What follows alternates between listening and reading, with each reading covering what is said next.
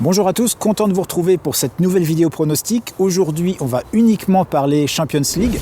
Mais avant ça, je vous invite à vous abonner pour recevoir toutes mes prochaines vidéos. Et cette année, je vous l'annonce tout de suite, il va y en avoir beaucoup et avec beaucoup de surprises également. Alors des pronos, j'en donne pas que sur YouTube, mais j'en envoie tous les week-ends par email. C'est totalement offert et le lien pour les recevoir est juste en dessous de cette vidéo. Et une autre petite parenthèse, samedi dernier, on a frôlé la perfection en VIP avec un 6 sur 7, avec des cotes moyennes à 1,70, donc un mois de février qui commence très bien avec seulement 3 paris perdus sur 19. Allez, c'est parti, les choses sérieuses commencent dès mardi avec 2 matchs. La Roma accueille Porto et Paris se déplace à Manchester.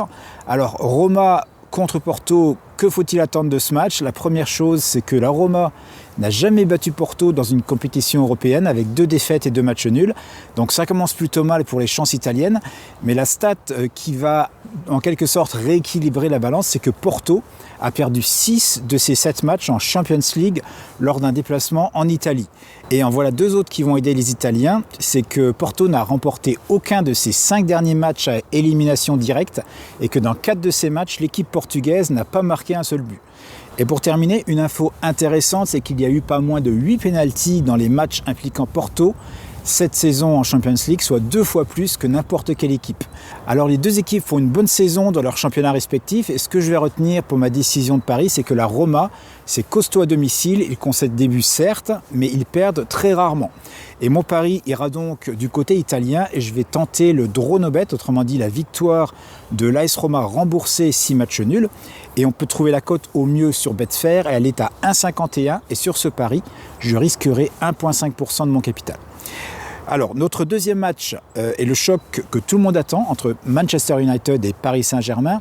Alors attention, à l'heure où je fais cette vidéo, Neymar sera absent, ça c'est sûr, mais Cavani ne devrait pas être de la partie non plus suite à sa sortie sur blessure contre Bordeaux le week-end dernier.